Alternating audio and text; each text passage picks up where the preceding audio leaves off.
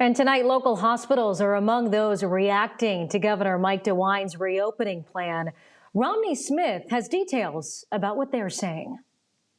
Local healthcare facilities is the first thing Governor DeWine spoke on today, saying the health of Ohioans is the most important thing. I spoke with University Hospitals, Metro Health, and the Cleveland Clinic today about their plans to reopen. UH and Metro Health both say there is a prioritization that needs to happen to make sure patients with the most serious conditions are treated first.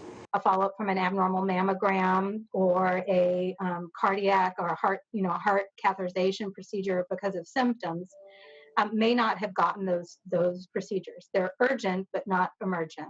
The goal is to make sure hospital staff can accommodate routine procedures and surgeries while also being able to treat COVID-19 patients in case another surge happens. Also, officials say you don't have to wait until May 1st to call and get on the schedule. You can call now.